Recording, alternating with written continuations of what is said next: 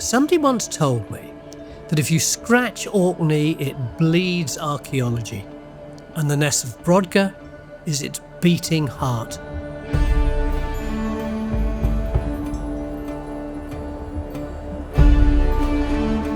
Well, I think it's the whole setting of the Ness. Orkney has that magic about it, particularly the Ness of Brodgar.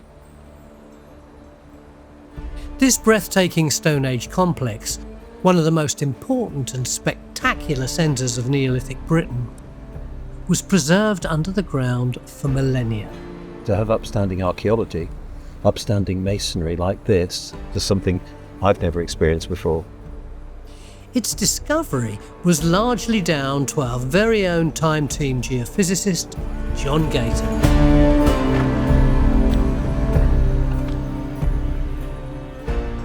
As the monumental site emerged over 20 years of excavations, it challenged our understanding of Neolithic Europe. And it became one of the go-to destinations for archaeologists and volunteers, who flocked to the Ness from all over the world. Digging in Dorset, where we just get pits and post holes, we don't see anything like this till the Roman period, but this is just absolutely gobsmacking. It's mind-blowing stuff. So important, and it's just got bigger and bigger and better and better. And John has returned for the final season of the Ness before the curtain comes down on a site that has become so much more than just an excavation. I wish I could go back and thank the people who built it 5,000 years ago.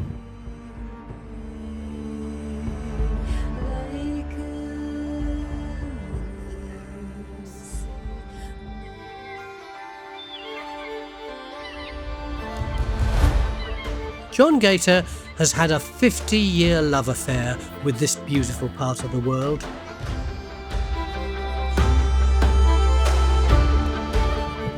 So this is the Brodgar Bursay.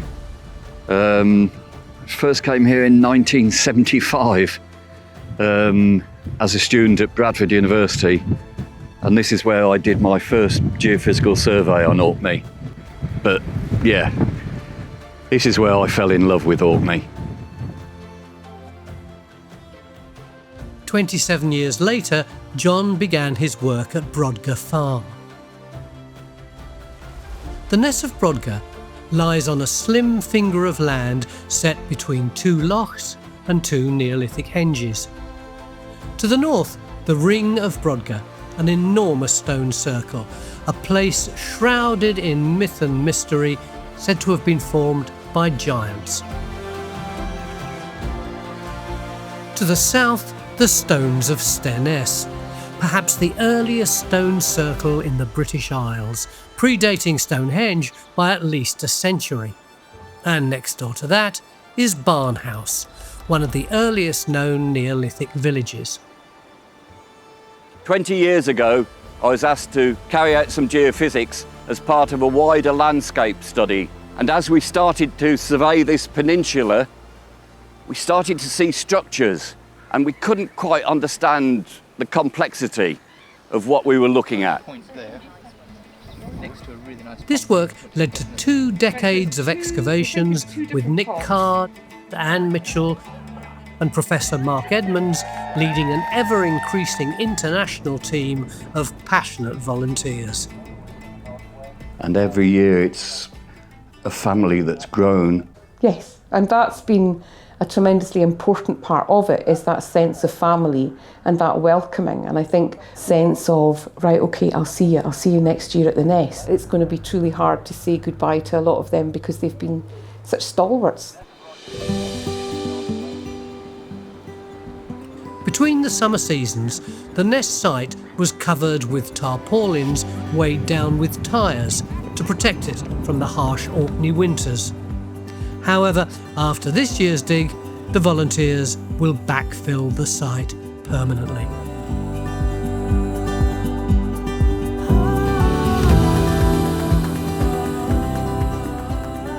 So Nick, 20 years and this is your final open day.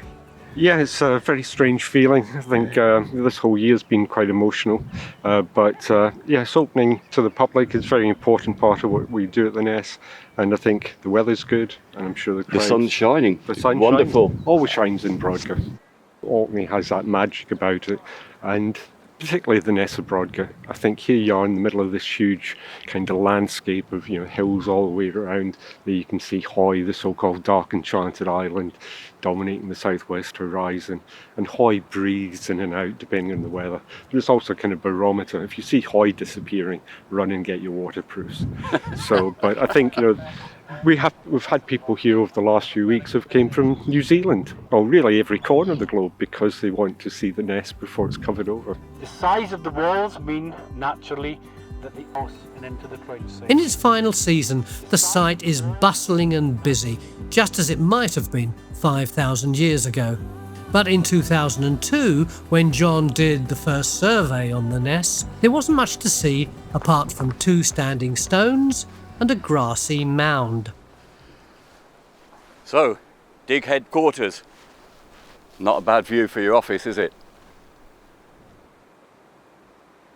There had been a hint of something special lurking beneath the soil. In 1925, a decorated slab was ploughed up, now known as the Brodgar Stone. At the time, it was mistakenly thought to be a Bronze Age kist, a sort of stone coffin. But John's geophys suggested an infinitely more complicated story. The geophysics, when you looked at the scale of some of the responses, you did wonder what it was. Was it Viking longhouses? We knew there was Viking activity in the area, but I think in those days we kind of dreamt that this was all going to turn out to be this wonderful Neolithic archaeology. It was an indication that they were onto something huge, and a year later, ploughing revealed another stone slab. Luckily, the lady who lived at the house of Lot Few saw this coming up, and she called us in, and that was really the start of the Ness excavations. It came up with the plough. They hadn't set the plough high, and it caught on this big, huge stone. But did you ever expect it to turn into such a monument? Never in our wildest dreams. So when you first saw this, the thoughts were, you've got a burial stone. Yes, we thought that this probably formed part of a stone kist or stone coffin. And the notches we interpreted initially as being kind of handholds, where maybe you could get 2 sets of hands in to lift the lid so you can insert extra burials into the coffin. Well, I initially went to visit the site with Julie Gibson and Professor Jane Downs to really just assess what was there. The way I remember it best really is that Nick took photographs of me and Jane with the stone in the field, capering around with ridiculous hats on. And so now I can see that picture, that photo in my mind almost better than remembering all those years ago. I think the penny began to drop even then, but it wasn't until we did the following season of test pits right the way across the mount. And it was that kind of eureka moment when suddenly we thought, this isn't just a single phase of activity, this is multi-phase. 4 years later, major excavations began, revealing the first glimpse of the impressive walls of what became known as Structure 1. The numbers were eventually to reach 43. At the time, the thinking was that it might be another poorly preserved Neolithic village like nearby Barnhouse, so nobody was prepared for what was revealed over the coming years. Well, I think when you look at Barnhouse, which was basically almost been ploughed flat, we expected maybe a similar level of preservation here. So here we are 20 years later, and you could see we have walls still standing to well over a metre in height. Which is absolutely stunning. It is. It gives you a real sense of what the space was back in the Neolithic, what it's like to walk into these doorways across these Neolithic floors, just as our ancestors did all those years ago. The story of Structure 1 has been teased out over the years to reveal an imposing stone hall, remodelled and adapted throughout time. The first phase dates to about 3100 BCE, a dramatic and fine structure with piers set around two hearths and with a stone roof. Later it was rebuilt in a more circular shape around a single hearth.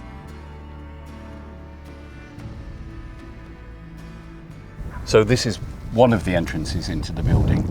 Yeah, you have one here and one kind of opposed at the other end of the building. But this is quite a grand entrance when you look at the arrangement of the stonework. And although a lot of it has been robbed out, you can still see lovely paving going in, threshold slabs, but also this kind of Neolithic art, like this example here. It's kind of rosette of little cup marks. But if you look closer at a lot of the other stonework here, there's very finely incised geometric designs. I mean, if I was looking at that, I'd just say it was weathered. You know, I mean, but yeah. Now you point it out. Yeah. But this shows how it's important to look at each stone, isn't it? To find Neolithic art anywhere is quite exceptional. But now we've got over 1,200 examples of the Ness, and it is literally everywhere. And it's just getting your eye in. I can remember one day near the start of the dig in, I think that was 2008, where somebody said, "Oh, here's an example." And within half an hour, everybody was on their hands and knees, and suddenly we'd discovered 8 examples of Neolithic art. It must be a world record. So it was just incredible.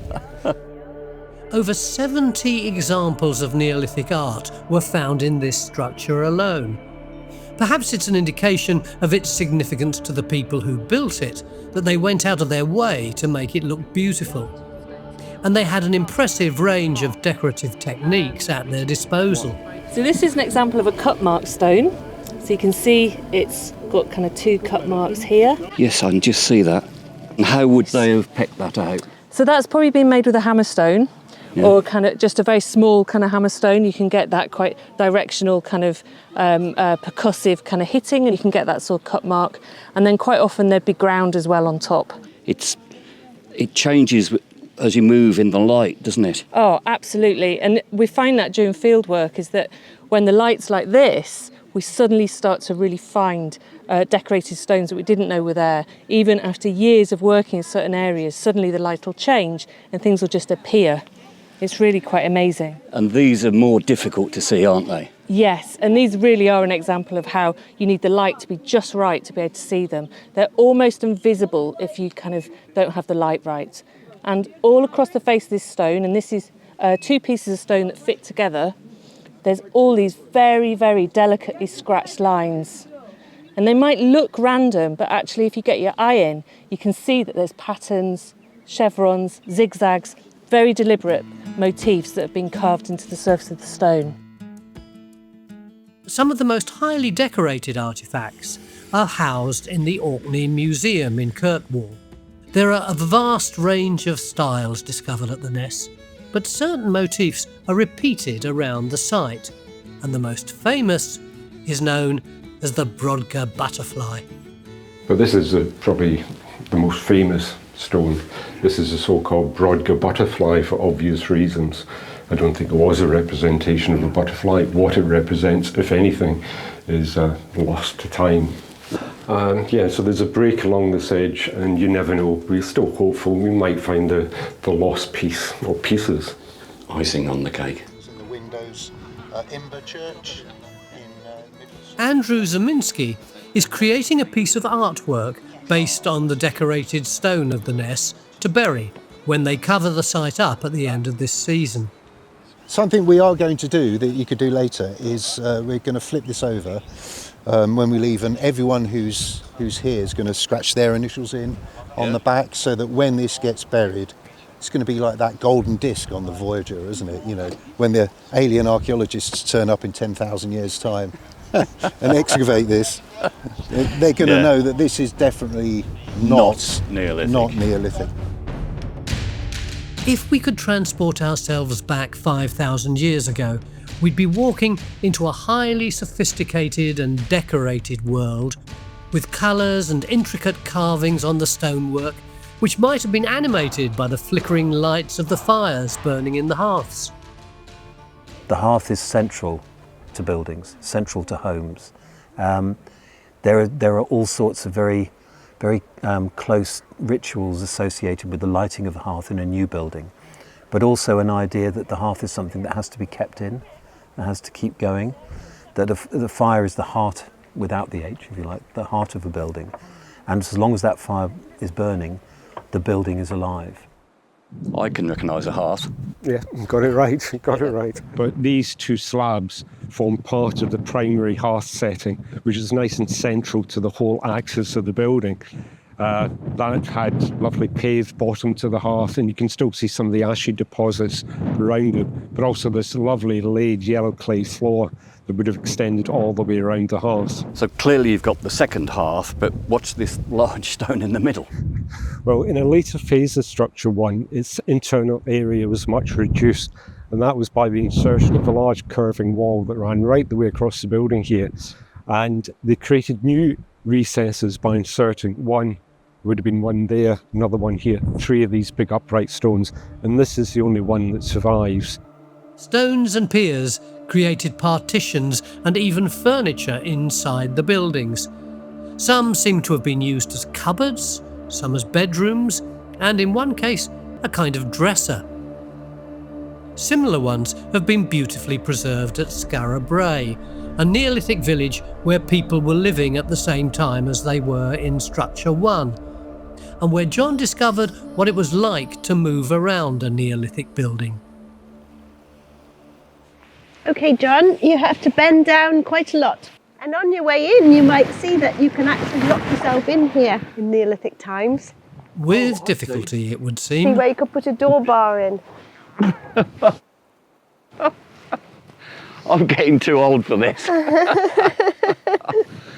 So it's like the tombs in the respect that you have to bend really low and then you come into a big space. But it's so sheltered, isn't it? Yes, it is. So this is one of the well-preserved houses. This is house 1.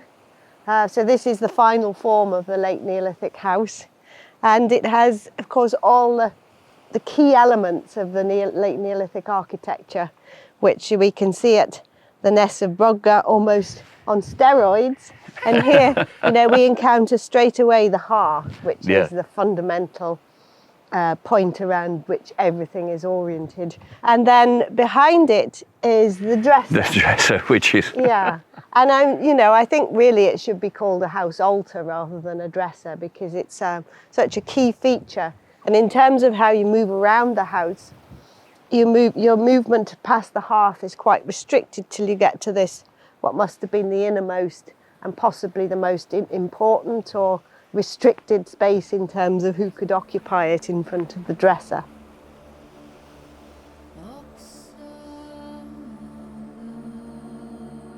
Skara Brae was preserved in sand for centuries, only partly revealed by a storm around 1850. It was excavated in the 1920s and is now a UNESCO World Heritage Site of the same era as Barnhouse and the Ness.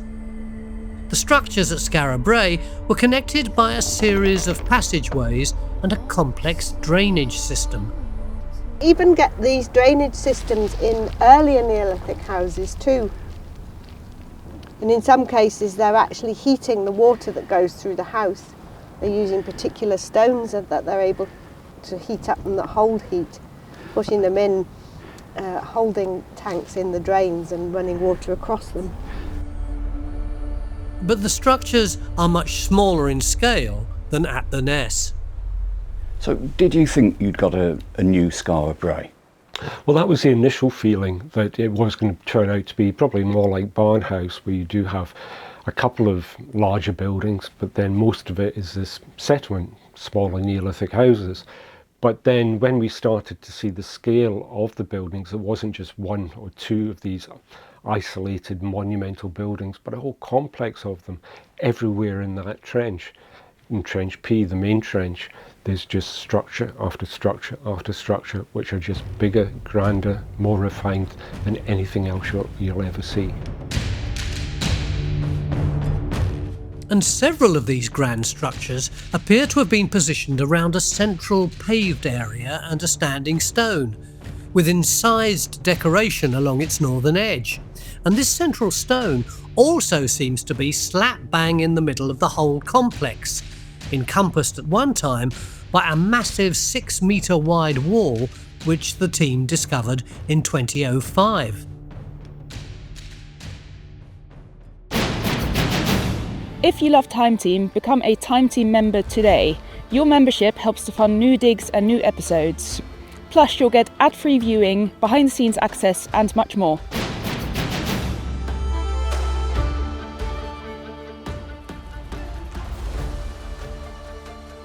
So we're basically now in the middle of this great wall. Yes, standing in the middle of the existing northern boundary wall, or as it's known on site, the Great Wall of Brodgar. Might seem a bit poetic, that, but it is massive. It's a monument in its own right, over 4 metres thick. But they later added on an outer revetment, making it over 6 metres wide, with an external ditch as well. But it's 6 metres wide, that's wider than Hadrian's Wall. And we've managed to trace it through the help of geophysics right the way across the peninsula. There is an entrance through it, a break in this, just behind us, but we thought that it extended all the way around the site. There was a similar linear anomaly on the far side of the site that we excavated, and there, although the wall wasn't quite so wide, it survived to a height of over 6 feet.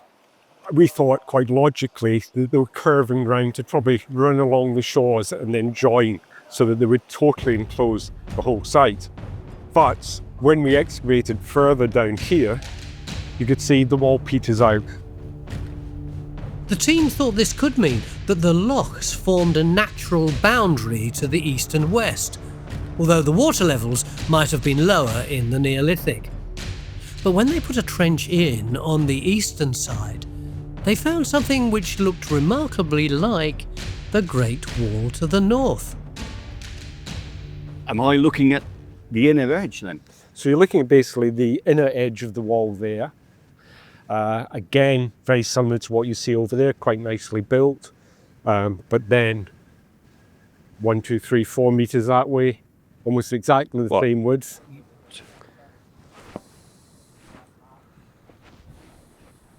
Wow, that's the edge, and it's slumped.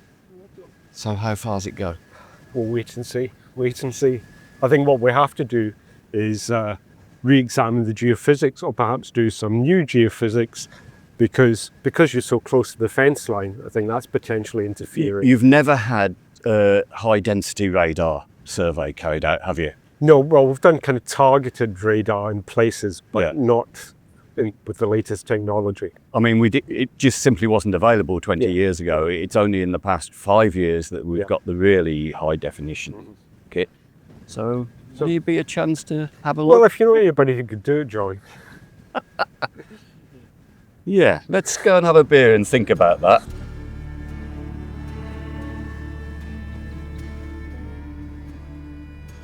But what was this massive wall for?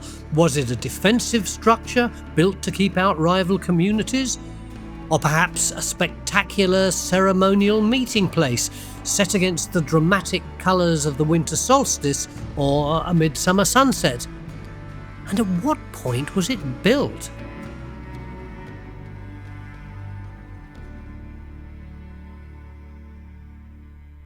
The initial feeling was that that wall must be associated with the later phases of the Ness, when you do have all these massive piered structures.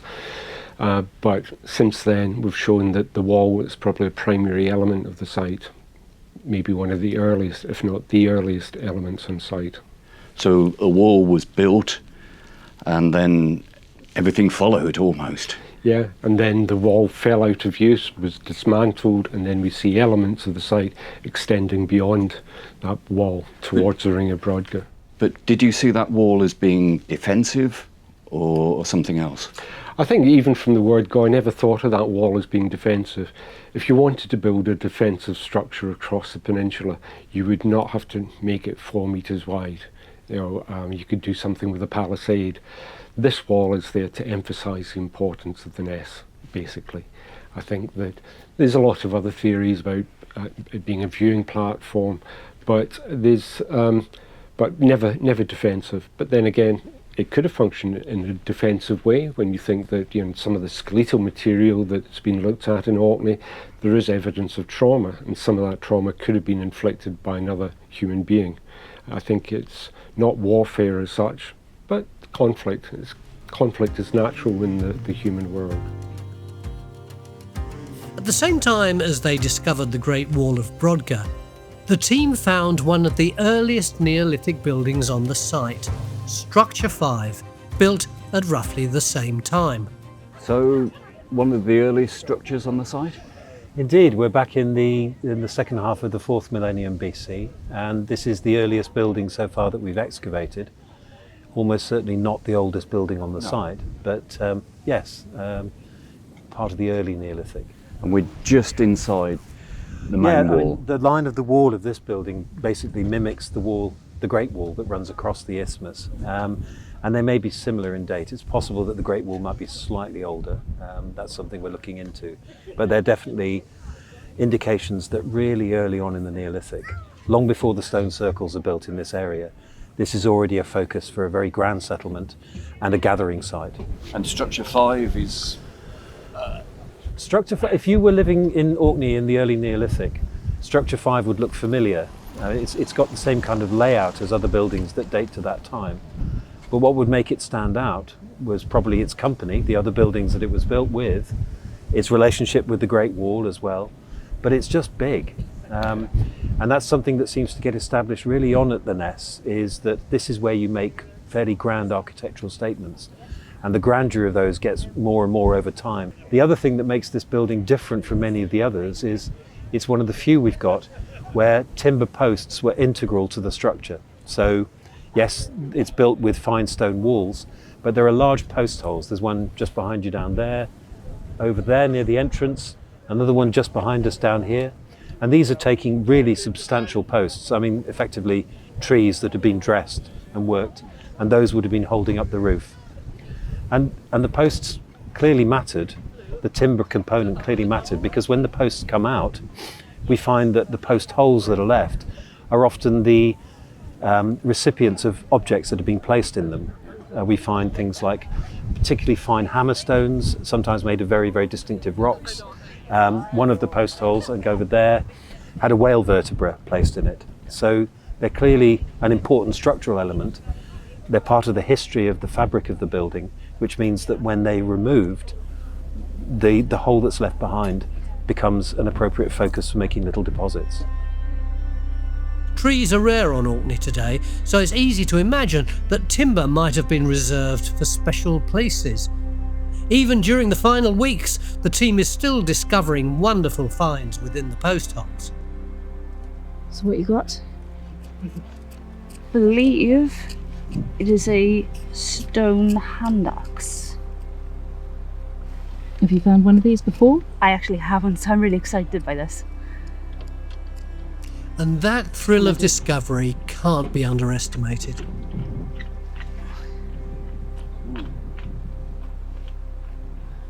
Still got the...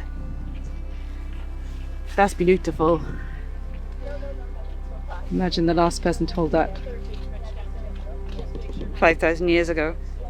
Nearby, a piece of worked bone is also being meticulously excavated. So this is a worked bone pin. It's probably been of ring. It's got a point down at this bottom end. Bone pins could have been used for many things, from fastening small bags or clothing, punching holes in leather, to holding a hairstyle in place. Yes, it's all many now. We're lucky to have found this one because bone objects are scarce at the Ness due to soil conditions. Probably the largest worked bone pin about on site. It was found on top of a piece of pottery. So this looks like a bit of early Neolithic pottery. So it's earlier than grooved ware. And it's a nice rim shade. I like my coat. Is that you? Yes. I never ever, well, seen this It's come up beautifully. The site has been bursting with pottery finds. In fact, the Ness has produced the largest assemblage of late Neolithic pottery ever discovered in Britain. got more than 100,000 bits of pot. 100,000? Yeah, so it's like a metric ton of pottery to look through. So this pot came out this year from structure J, trench J, in structure 5, and the size of the sherd is big enough that you can see that it is actually a rounded based pot. So that's quite unusual for the Ness. So round based is good for putting on a log fire, peat fire, because you can angle it to be stable at any point. And is it decorated as such? I was just looking today, I was just cleaning it with my brush, and you can actually see that it almost looks like it's been wrapped around with cord or something like that, or when the clay was wet it looks like it was brushed with a coarse brush. I don't know, I'll have to do some more looking, but it's certainly got an interesting texture on the outside, but definitely it's a round base pot, so quite exciting. And you can see some of the impressions on these pots as well. Yeah, so this is grooved ware now, so we've moved into a different style of pottery. This is one sherd from a whole collection of sherds that came out from the back of 12 a few years ago, and it's one sherd that is from a very large pot, which again is unusual for the Ness, and it's beautifully decorated. We've kept it as tight together as we possibly can, and I've used this particular sherd to make my own version of what the pot would have looked like. What, you didn't find that on site? No, that came from home. Yes, absolutely. Carbon dating proved that the oldest examples in Britain were found in Orkney around 3200 BC, earlier than Stonehenge and the Boyne Valley. So does this mean Orkney was ahead of the game when it came to adopting new technologies? And when we have to think about southern Britain, and the work you've been doing is turning on its head thoughts of the Neolithic.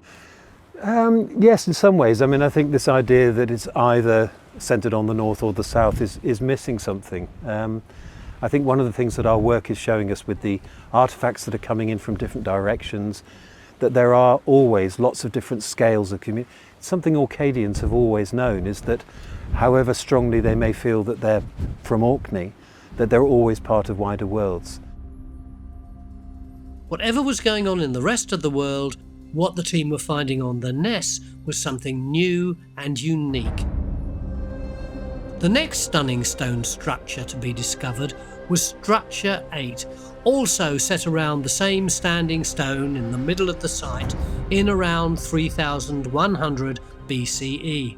This is on a much bigger scale, isn't it? It's getting on for almost 20 metres long. So here we have one end of it with this kind of small, relatively well-defined entrance, although the original entrance we've discovered was quite a bit wider. This is narrowing in a later phase. But the other end of the building is right out there beyond that yellow bucket. So 20 metres long, about 9 or 10 metres wide, but with 4 pairs of stone piers. 4 down this side would have reflected originally by 4 on the other side, but unfortunately on this side we only have 1 surviving. The other 3 opposing piers have been removed.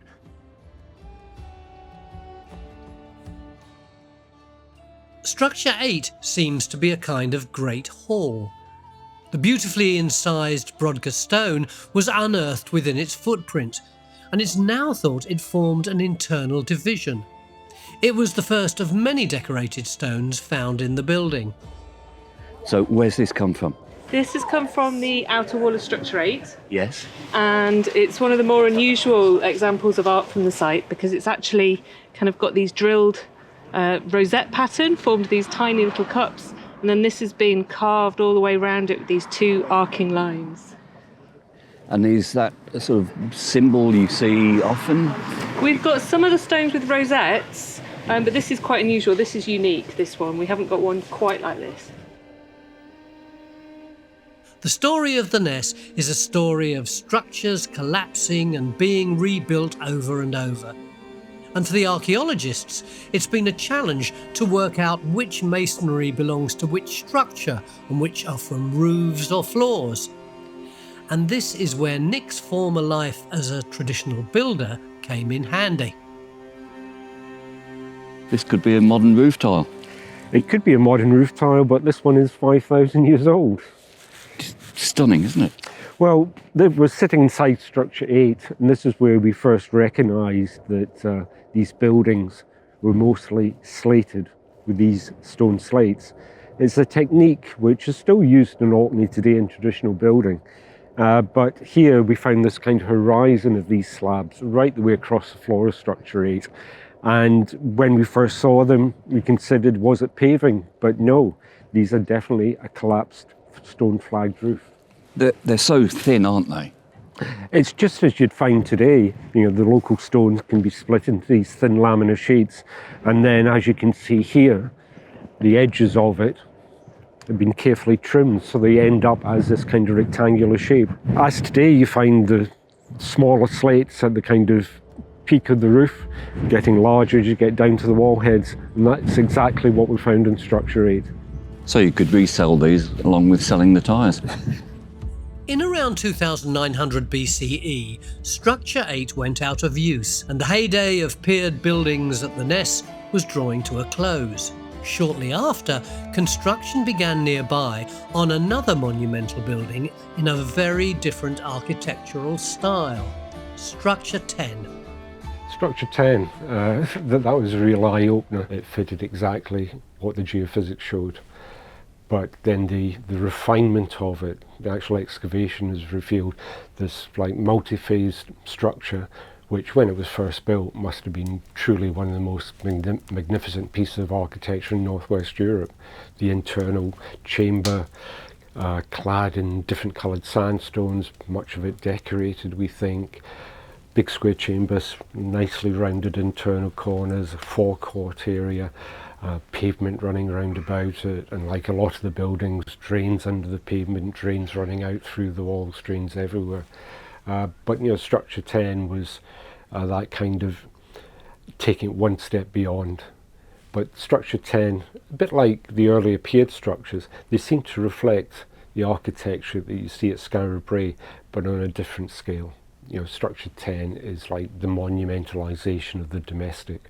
Whether it was the house of a very important family, that's one of the theories we're looking at, but it is just different. It's a total departure from what had happened before. So this is the entrance into the building. What we're standing on is the threshold slab. Gives you an idea of the size of it. Almost 6 feet wide. You know, when you compare that with the entrances into most other structures, this is massive. So can we go inside? Let's go. It's so complex, isn't it? It is some of the most complex archaeology anyway, I would say. But this chamber, it's large, originally almost square in plan, but with beautifully rounded internal corners, had a lovely yellow clay floor, but again, it's taken on this kind of lunar landscape because again the whole floor is sinking, and what the Neolithic people did was they came back and they patched it, continually adding little dumps of material as kind of hollows appeared, and it makes our life not easy disentangling all this activity. When did it all come to an end? Well, the last evidence we have is the use of the hearth around about 2500 BC, and there's in the middle of the hearth was an upturned cattle skull, probably a deliberate deposit. But then after that, they started to demolish the building. They infilled the middle of it with layers of midden and rubble and midden, creating almost a new monument out of this, like a big mound. But then we see later on them coming back, robbing yet more stone. But then outside, on the pavement, we see this amazing deposit of cattle bone. This is where you had sort of 400 animals. 400 to 600 animals. Amazing number. Cattle were introduced to Orkney during the Neolithic, and the size of bones suggests that they were bred to be bigger than their English counterparts. But for this many to be discovered in one deposit must mean something quite extraordinary was happening. The thing that's really quite amazing about this deposit is that it was largely comprised of one bone element. So it's just one bone? It is. The bone that's represented is the tibia. So this is a cattle tibia. It's the shin of the animal, and if you're kind of familiar with food cuts today, it's the shin of beef. They must be bringing these bones to the site, though. Well, we think yes, because if you imagine 400 tibia should also be associated with 400. The rest of the the cow. rest, in fact, it'd be 800 tibia because 400 cattle, they have 2 tibia. But we don't find other equivalent deposits of humerus or femur or the rest of the skeleton. So my kind of working hypothesis is that the animals were killed on the homesteads or the settlements where they were being reared. And so people were coming from their homes elsewhere in Orkney, taking with them their joint of meat, their tibia, a bit like a picnic, and they were coming to the Ness of Brodgar and they were having this, big gathering, big feast. Big feast. What could such a massive feast have been celebrating decades after Structure 10 had been dismantled and buried under a pile of rubble? Were the people attending commemorating the end of an era? Or were they celebrating the start of something new?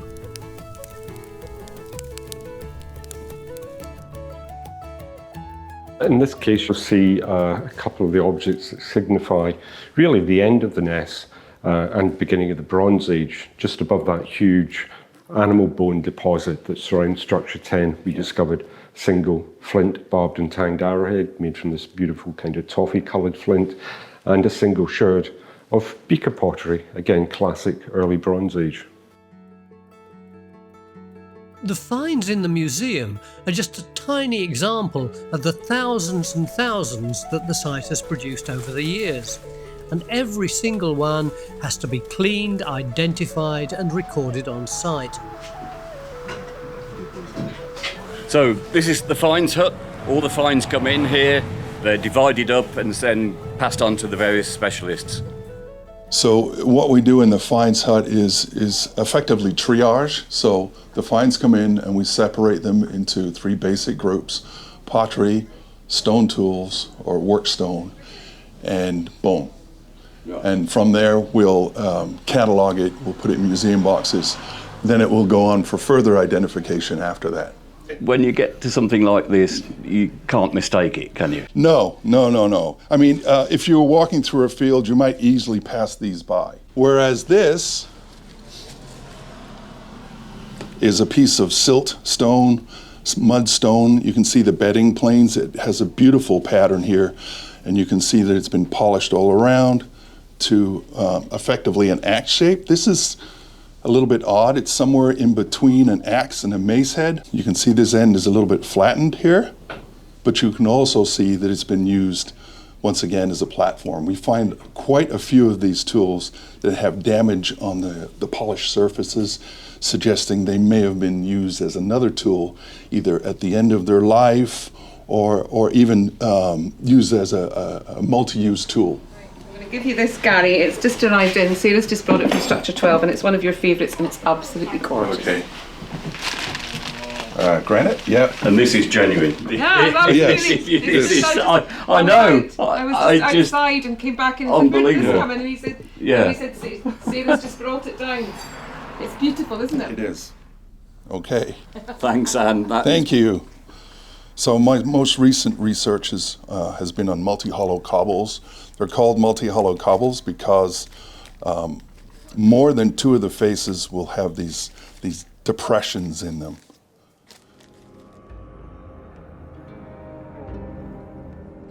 The pottery finds that come out of the trenches are sometimes in a very fragile state, so they need careful processing.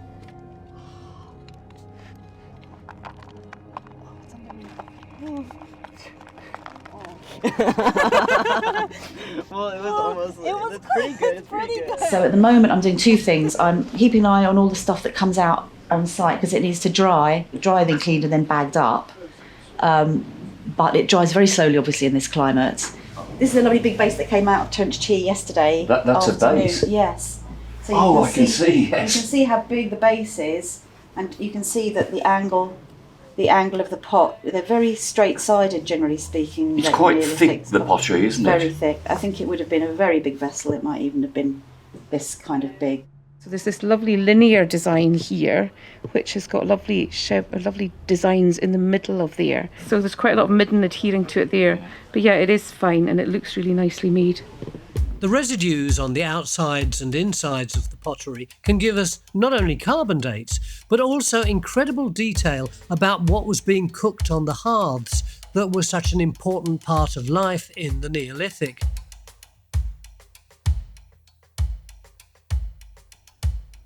A key element to many of the structures are the hearths, multiple hearths within the buildings. Yeah, I think the hearths vary in size massively. In structure 8, although you have 5 or maybe 6 hearths, some of those are quite small. But other ones within structure 8 are like double hearths. The ones in structure 12 are kind of 1.5 to 2 meters square. They're huge. And although you can see as we excavate times when maybe only a corner of each hearth was being used, there's other times when the whole of the hearth was obviously being heated. So for cooking for major events, a great number of people coming here. So you see a sort of feasts rather than domestic.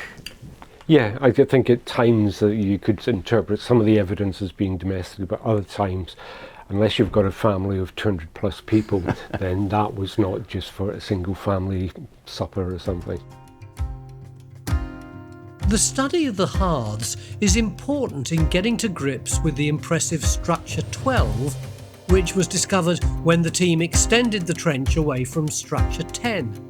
It was built 200 years earlier, at the same time as structure 1 and 8 around the central standing stone. However elaborate the architecture appears to us, it seems to have been primarily used as a place for cooking large quantities of food. Meat, certainly, but also processing and preparing dairy products. There's good evidence for areas given over to the heating of milk in bowls, which may be part of the process of turning milk from something that's difficult to digest for Neolithic people into dairy products that would have been much easier for them to eat and drink without any problems. Yogurt, cheese, clarified butter if that's your thing. I mean, yeah, certainly I think there's quite a lot of that going on right across the site, but certainly concentrated in this particular structure at certain times. So it seems structure 12 was used to prepare food for cooking on a massive scale. Even the quern stones used for grinding flour are huge. I think this pressure wheelbarrow, isn't it? If we get it down to the small fines, we've only got to carry it back up here at some point in the future. I think we should. From examining vast lumps of stone to tiny microscopic details, the team is throwing every possible technique at their disposal to unlock the secrets of this extraordinary site. At Ness, the main thing I'm interested in is floor surfaces, and you can see, well, these deposits here, structure 12, it's an old friend, and we've got, I've taken quite a few samples of these already. You can see the detail we've got here. You can see the just hugely complex deposits. We've got lots of lenses. We've got what we know of different coloured floors. lenses. Yeah. And these are different floor levels? Yes. What we've got a pattern that kind of repeats itself again and again, but what we want to understand is what's actually going on in different structures. So you can see. So this is one you've prepared.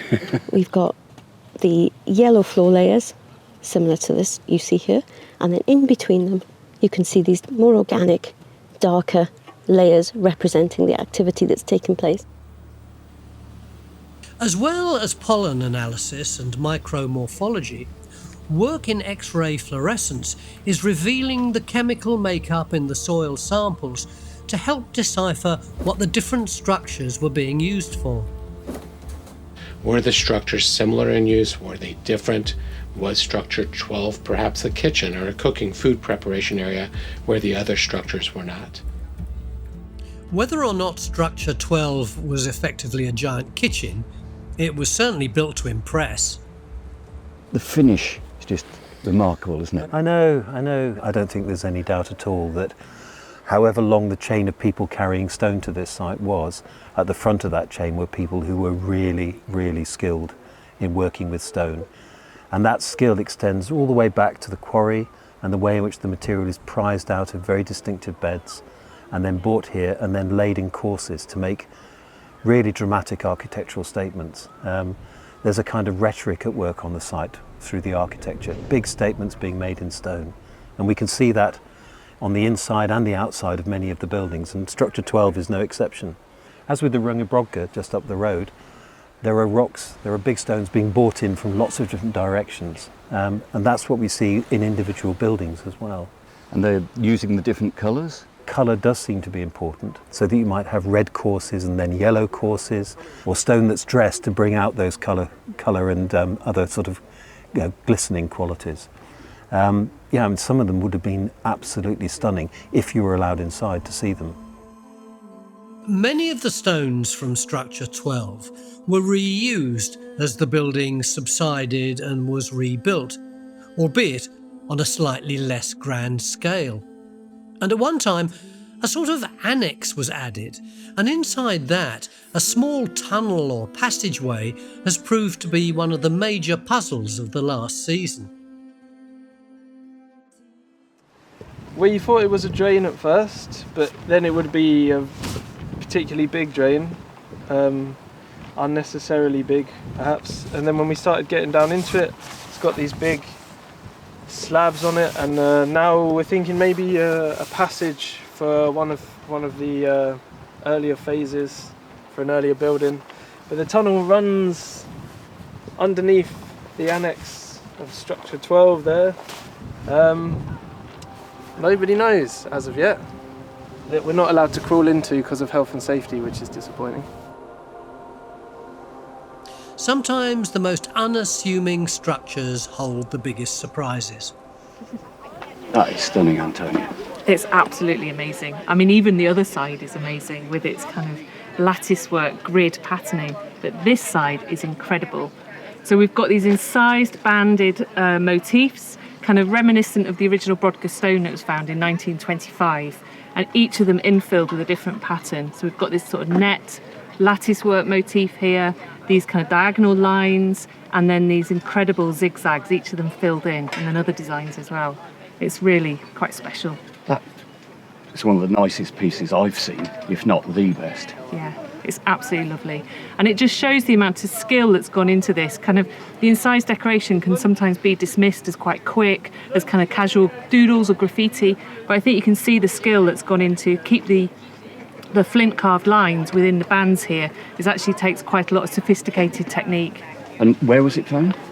Just down there. Just by the tunnel entrance? Yep. Could that be significant? It could absolutely be significant.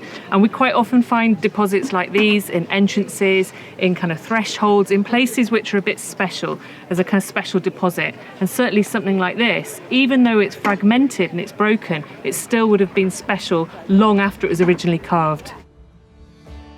Every beautiful stone has been catalogued, but some will be left in position. So although we've removed hundreds of decorated stones from the site, there are some that we're simply not going to be able to remove this season or ever really. And that's just because they're in really awkward positions and it would just be too destructive to remove them. The team is working through the finds while more and more are still pouring in. It's my special pottery rouge. Is I hold it against my cheek, and if it feels cold, it still contains some water. And if it feels room temperature, it doesn't feel cold, then I know it's dry and I can put it away. Otherwise, if it went in the bags wet, it would go mouldy and it needs another few days, it needs some sun. In the final week, a surprise discovery could give us some information about the people living here. So, a human tooth found this morning from structure 34, which has been yielding lots of interesting finds. And we will see what this has got to tell us in terms of human DNA, which is something that we could never have thought about 15 years ago, which just gives us an idea of how much science has ramped up over the time that we've been working at the Ness. The tooth belonged to a child. Human remains have been scarce at the Ness, but there was an infant burial in structure 1 and bone from a young adult female in structure 10. The fact that they're not entire burials has led the team to wonder if the dead were being celebrated in multiple locations and not necessarily left in one place. While bones rare, stone tools are not in the Ness. In fact, John nearly tripped over one during filming. This is what I've just found on the beach. It looks to me, as an untrained archaeologist, that it could be interesting. I'm going to hand it to the experts and see what they think. What do you think of this? Where's that from? Is it real? It looks like it. Genuine? Why have you made it? Where do you find it? Here? No. It's an art point. I did wonder if it was an art point. I was just doing my piece to camera on the edge of the shore. Oh, down here? Down here. And I looked down and I said, I've seen something like that before. Wow. Yeah, well, there has been a couple of polished stone axes came up from the shore, so it shouldn't surprise us at all. But then again, an odd point, classically Bronze Age rather than Neolithic. But I think there was another one found here a few years ago, so it shouldn't come as any big surprise, but that's a beautiful example, absolutely. Can I have a job? The office is packed with finds and boxes, and many of those are filled with what geologist Dr. Martha Johnson calls foreign stones, which were brought to site for a specific purpose. The foreign stone tells us some of the choices people made. I have 900 pieces of red sandstone. You can't dig a hole on the isthmus and find it. If you heat red sandstone, it degrades to sand and iron oxide, and the iron oxide, very red, makes lovely, what I would call pigment or paint. We found the decorations on the walls. We found the decoration in slips on the pottery. So these people knew where to go to get what they wanted and brought it back into use. I wonder if Neolithic people had any cures against the terrible midges which come out as soon as the wind drops. I think a good cure for this might be beer. Or at least sitting in a pub. If you're enjoying this episode, join us as a Patreon member today. As the dig enters the final few days, the team are anxious to get to grips with Trench T, and perhaps the most extraordinary and impressive structure on the site, Structure 27. So Nick, I know this is a special trench, but when did you first open it? We first opened Trench T in 2013, and it was to investigate some of your geophysical anomalies, a series of concentric anomalies running around the remains of this large mound here. This mound turned out to be probably the biggest Neolithic rubbish heap in Britain, which might not sound very exciting, but obviously it contains so much information about the fuels that we're using, the economy, the environment. It was only when we started to put a slot trench through this down towards the shore of the Loch of Ness that we came across some of these large upright stones. And initially they didn't seem to make any sense, but as we extended the trench, we now have the magnificent, the wonderful, the unparalleled Structure 27. And the curve on the wall is mimicked by the curve of these slabs? Yes, it's just perfection. The layout of it, the curve of the side walls, the curves of the end walls, where they meet in the corners, an angle of about 105 degrees. The pavement, which doubles up as kind of step foundations, plus also as a drain cover through one of the many drains that runs both within Structure 27 and around it. It's just all perfection. The walls in Structure 27 were utterly incredible, more impressive than anything anyone had seen on the Ness. Almost all the buildings across the site contain rock from lots of different sources. One of the things that makes this building very, very different is that all of the walling comes from one bed in one quarry. We've never seen anything like it on any of the buildings here at the Ness. But then you just look at how flush it is. Just look at the way in which one course has been set on top of the other. And you notice as you start to get your eye in, and that's, for me, that's one of the real pleasures of working with this kind of masonry, is that the more you look at it, you can begin to see not only where in the quarry somebody has popped the stone, but then you get these chisel marks, little hammer marks running along, and particularly at the end, there's a little concentration of them there, like bullet holes almost, down here and down here. These are, I think, almost certainly when a stone like this has been put in position, what really matters is to get it so that there's this very slight camber running up. And you want to have the join not only really tight, but flush. So they're tapping the stone back into position. And so you often find these towards the ends of the stones. There's ones on the others as well. And then down here as well. Just a really nice record of people looking close, setting the stone, making sure that it sets right and that it looks right. But in addition to the camber, you've got the remarkable curve though. I know. I mean, again, it's that thing of, it's always, architecture is always both engineering and aesthetics. This has to look amazing. It's one of the most remarkable walls. I dream about this wall. Perhaps I need to get out more. Not at all. But I was down here the other evening with a friend of mine who's a mason. He just, works locally, he's grown up locally. And we were looking at it and talking about the things that we're talking about now.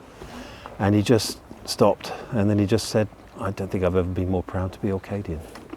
And it's just the idea that there is a tradition of working stone with the utmost skill that runs back 5,000 or more years. The closest parallels to the quality of masonry in Structure 27 are chambered tombs, one example of which is at nearby Maze How. It really is breathtaking, isn't it?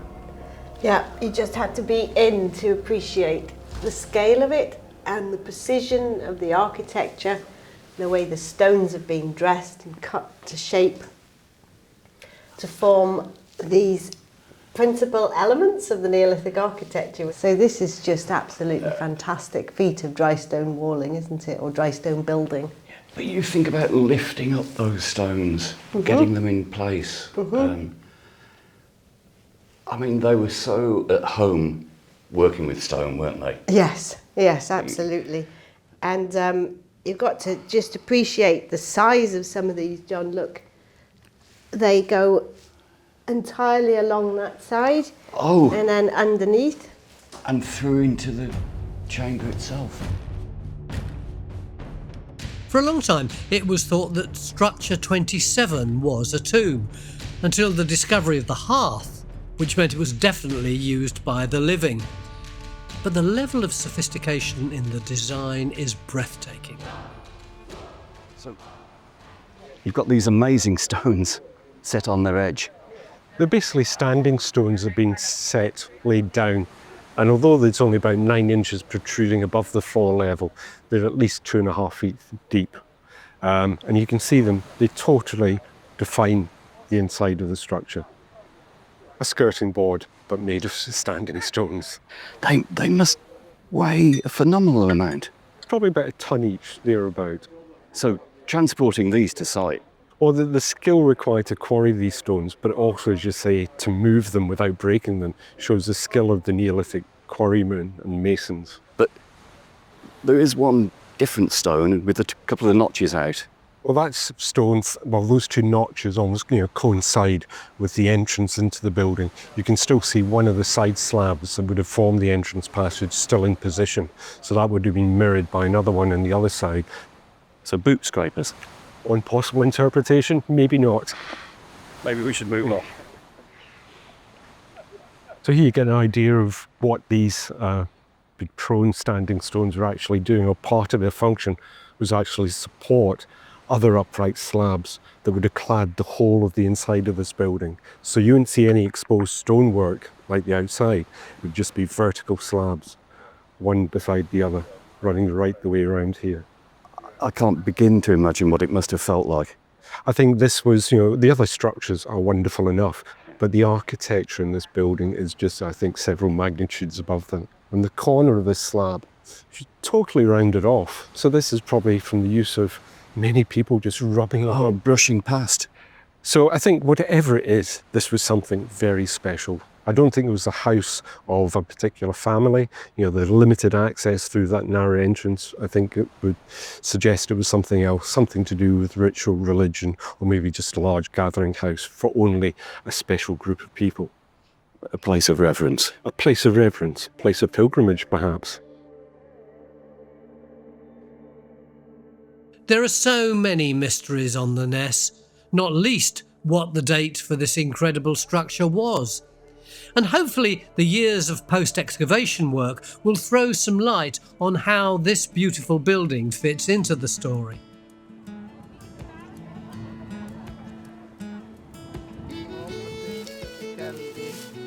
Cement. 2 decades of excavation are drawing to a close, and emotions are running high. 21 years ago I stood in this field when the corner of that building emerged, and now today I do my last ever tour. So let's make it a good one. Can everybody hear me okay? Excellent stuff. It's more than just a site. It's a place where people come, a family, every year, and when the site ends, those friendships we just all kind of go back to our own lives, and all around the world we're scattered. This just happens to be an excavation on the Ness of Brodgar. Been, you know, kind of interesting time to be working in the heart of Neolithic Orkney as well, you know. It's changed our story, which is really nice. As an Arcadian, it's changed my story, which is really nice. In which we see agriculture and all its trappings adopted. So it's like an old friend, and it's sad to see it go, actually, you know. It's hard to think it's the last year. So the only way to do that is to put the midden back in. Sigurd, you've been amazing. Thank you very much. And it's particularly tough for Sigurd Towery, who has been leading tours, writing, photographing and documenting the Ness since the start. I make most of mine up. Yeah, it was good. Although there was a certain solemnness today, I think. The jokes weren't landing as they usually do. But maybe I've just lost the spark. I don't know. But no, it was good. I'm glad. Thanks, Guy. What was the final count? 1,425 visitors. New record for the site in a single day. So, just amazing to see so many locals here. Well, a real mixture. Again, lots of people coming up, especially just to see the Ness. But yeah, it just shows the amount of interest in the Ness, and yeah, it's just touching, very touching. Sorry. This is from Stuart.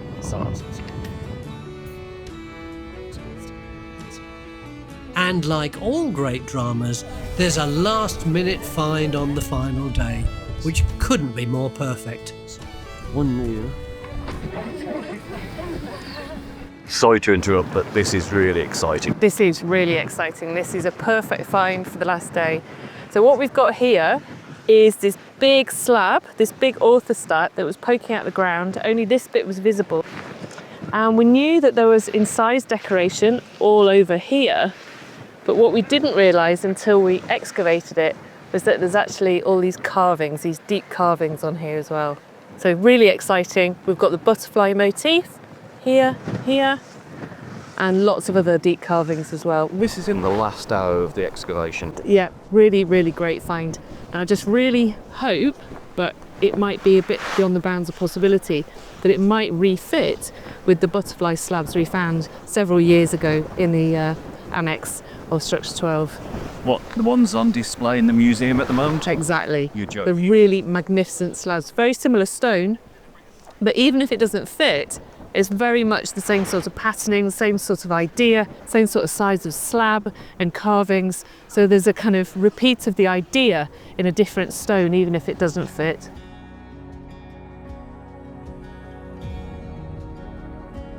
The final Brodgar butterfly brings the dig to a close. The work of the last 20 years has challenged the way we think about Neolithic people, not just in Orkney, but in the whole of Europe. I think the Ness has changed many perceptions that we had of the Neolithic, or it's really reinforced many of the things that we already knew to a certain extent, the complexity of Neolithic society, what the Neolithic people were capable of. I think that the Ness just exemplifies all of that.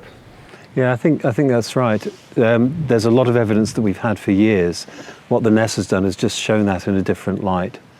We've always known that the Neolithic, the time of the first farmers, was a world that was complex and very extensive, but what the Ness has brought home here in Orkney is that during the Neolithic, people lived in incredibly complex worlds, and they had a sophisticated understanding of their world, the land and the sea, and so many different aspects of what we found over the last 20 years really bring that into focus. The Ness of Brodgar area, this area between the Ring of Brodgar and the Stones of Stennis, has probably always been an important gathering area, people coming in from around the archipelago and probably from further afield. But it's always been assumed that that was a late Neolithic thing. What we've shown with the Ness is that this was already a very special, a very important place during the early Neolithic, in the later part of the 4th millennium, a place for monumental settlement and for gatherings. So that's changed our understanding of the history of the Neolithic in Orkney dramatically. What Nick and the team have discovered is an incredible monumental site that shows a level of Neolithic sophistication few could have expected, where maybe they would have celebrated the living, honoured the dead, settled feuds, forged new bonds and exchanged goods. But now it's time to cover it all over, to preserve it underground for future generations.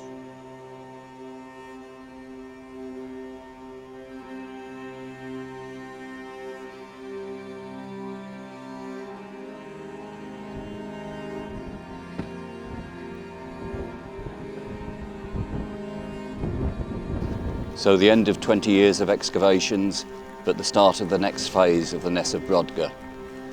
The party's about to begin, and I'm going to go and join them for a beer. What an experience and what a privilege to spend the last 2 weeks of the excavations with Nick and his team. Something I'll never forget.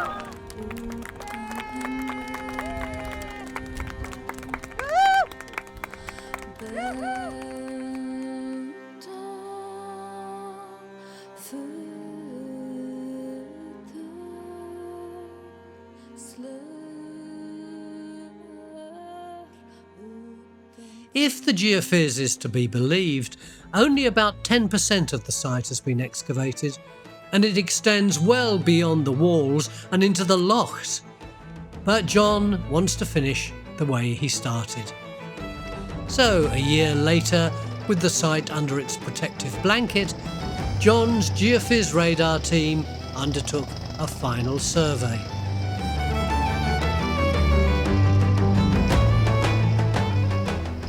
Could you zoom in, Mike? That is unbelievable. And what they found took them all by surprise. What is that? No. Is there a structure in there? Yeah. There seems to be, and then a really circular stone. You've got the stone circle, a small stone circle. No, that's outside. And so Time Team and the Ness of Brodgar Trust decided to undertake one last season of excavation to investigate this circular feature. Could it be the start of another chapter in the story of the ancient landscape of the Ness of Brodgar?